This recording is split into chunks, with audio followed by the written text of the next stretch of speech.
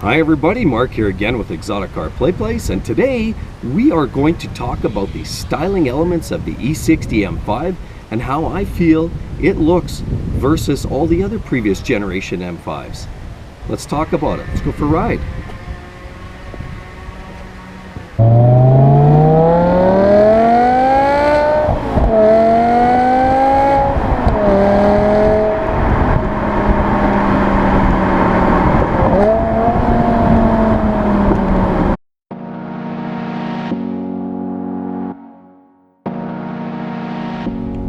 Hi everybody, it's Mark here with Exotic Car Play Place, and today we are going to talk about the E60 M5 and how it looks, how the style really has impacted the public. When it first came out in 2005, the E60 M5 wasn't actually loved by everybody. It was loved by a lot of people who were enthusiasts and they were waiting for the next big thing, but it wasn't loved by everybody. There was a lot of critics that hated the style of this particular car. It actually came out earlier than the M5 in 2006. The regular 5 Series actually came out a little bit sooner, and when that car came out, there was a lot of styling elements that really weren't well received. Now we got to think back in history here. You know, this goes way back to 1985. So in 85 to 1988, we had the BMW 5 Series, but when we talk about the M5, we specifically talk about the E28. Now the E28, maybe in the day it was great, and you know, I'm sure it has a lot of great features to it and a lot of elements and even styling elements that hold true to the style and the essence of the car. But the reality is, by today's standards, the E28 is horrible. The style of it is extremely obnoxious. And I mean, I guess you could always say, you know, the E28, it was beautiful in its day. But so was Duran and people like George Michael in the 80s as well. But you look back now and you think, what kind of underwear were these guys dancing around in? And look at those hairdos. Well, the same thing really applies for the E28 M5. Not really pretty by today's standards. In the day, I'm sure it was great. By today's standards, not so much. Then along came the E34 in 89 to 95. Well, that was a slight change. It got a pretty good facelift. The car was a lot prettier at that time. And you know what? Of course, BMW, like anybody or any of these car manufacturers, they progress. They make improvements, they facelift, and generally speaking, the cars get prettier with age. So then comes the E39. Now we all know the E39 is a favorite amongst many enthusiasts out there. The E39 is a relatively stylish, relatively upbeat, and a relatively great performer.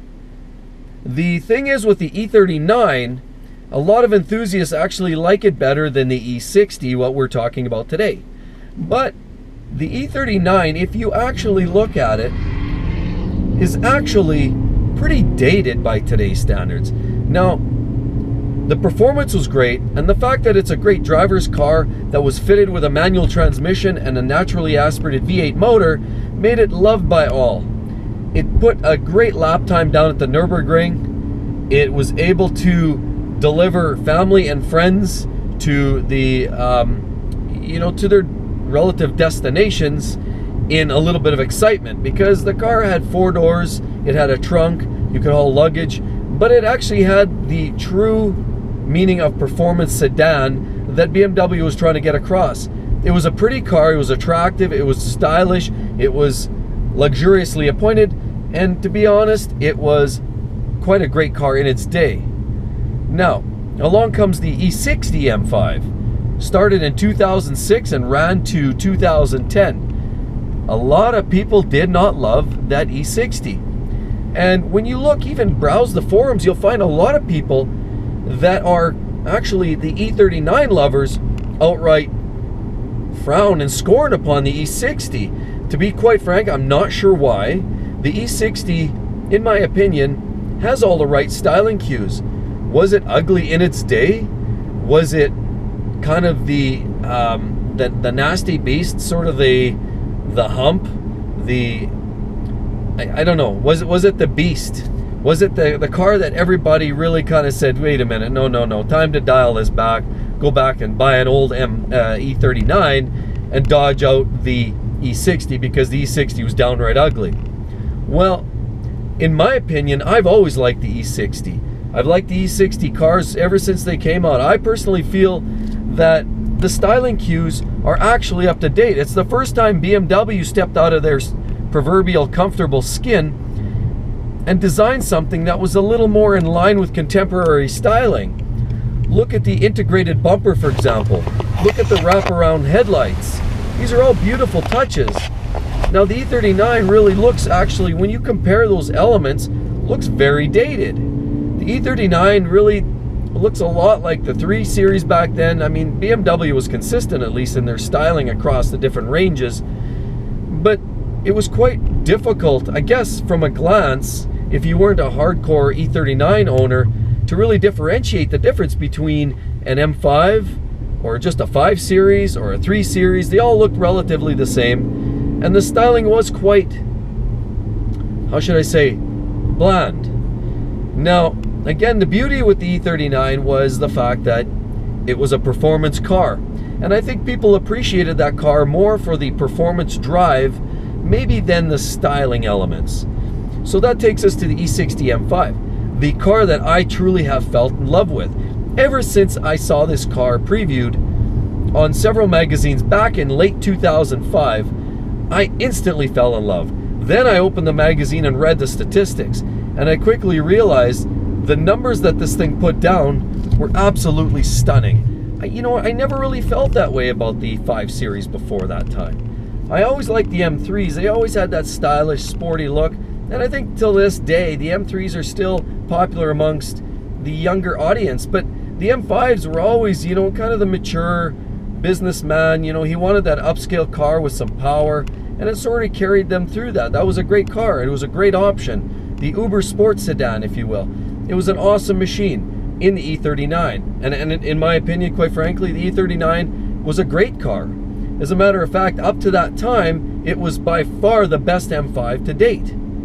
But along came the E60. When the E60 came along, it addressed some of the things that the E39 lacked.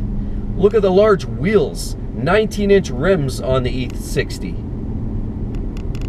Look at the other styling elements, details like vents on the side fenders, bulges to the fenders, which coincidentally actually does give it a menacing look. It had the wraparound headlights, which again was consistent across the line of 5 Series, but it was a nice touch that really took BMW out of that conventional, you know, the I guess, if you will, the trademark headlights, which you know, were great in their day, but to be quite frank, were a little bit outdated. So in addition to the larger wheels, the vents, the flared fenders, it also used other things. You know, this was the first generation where they involved or actually designed the iDrive system. Some people loved it, some people hated that as well. You know, it wasn't really welcomed by everybody. And of course, you know, like everything, you know, every generation it gets better and better. This first generation in 2006 wasn't the slickest, it wasn't the smoothest, but it was a system that functioned, and it was a new technology. And if you look around today, many manufacturers are incorporating that. There's systems now that are touchscreens, there's systems now that are like a mouse on a computer, but nonetheless, the concept is consistent, and many manufacturers have really integrated these types of systems into their operating system with these new vehicles. So really, in my opinion, they, you know, BMW, you know, call it ugly, call it whatever you will, the E60 style, they truly were a pioneer in a lot of ways. Larger wheels, you know, some of the new technology. Look interior-wise as well. Alcantara wrapped throughout. Now, the E39 had a lot of, you know, luxuriously appointed elements as well. But again, everything about the E60 was based on, you know, beautiful construction, top-shelf materials, and there was nothing cheap. You never had a sense that you were driving in something, low rate and second rate low rent. You're always feeling like you drove a premium vehicle, and that's what you want to get out of a premium sports sedan. The E60 really envelops all of those elements to give you the full delivery of experience of high performance, luxury, and looks and styling, in my opinion, that is not only pretty, contrary to many believers, it's actually still pretty in today's day and age. It's actually held its looks very long and very well, and I think you could do no wrong by owning a car like this. It will still look great from years to come. So all in all, everybody, I hope you enjoyed the video. I just thought I'd share this with you. In my opinion, not only was it, I think, ahead of its time, I think today it is still the prettiest M5 available. As a matter of fact, I would go as far and say it's prettier by a fair amount over the F10. Now, generally, as I previously spoke, BMW, again, generally gets better with newer generations. And the F10 is that. Certainly, in terms of performance, you cannot deny the performance improvements on the F10 over the E60. However, if you're looking at from a styling standpoint, if you're actually looking at a driving dynamic standpoint because of the screaming V10, it's actually superior to the F10. It's superior to the F10 in many ways. The F10, like I said, it does a lot of great things, and it'll put a smile on your face when you first put the hammer down. But that sense of, that screaming V10 is not there anymore. It's absent. Now instead you have that silent, almost vacuum cleaner-like effect that you're getting from the turbo engine. Fast as hell, but kind of a little bit on the boring side, to be honest. And unfortunately, a lot of turbo cars suffer that. Porsches have that issue with some of their turbo cars, as do the Audis and the BMWs. And a turbo, that's really, in essence, a big part of the deal. They're basically just made to go real fast. They're a very efficient use of horsepower and fuel, but you don't get that full sensation. So again, I know this video is primarily about the looks and the styling, but again, in summary, if I can summarize this by saying, my opinion, not only was the E60 M5 the greatest looking car till that time, I personally believe it's the greatest looking M5 of all time. And unless we see something dramatically change after the F10, I truly believe that the E60 is likely to go down in the history books as probably the best V10, not only V10, the best M5 car available on the market at any price point, at any time. So thanks again, everybody, for following. I hope you enjoyed the video. And again, please subscribe, like, comment. Put your comments below. Maybe you agree. I know there's a lot of fans out there of all of the variations that I previously discussed.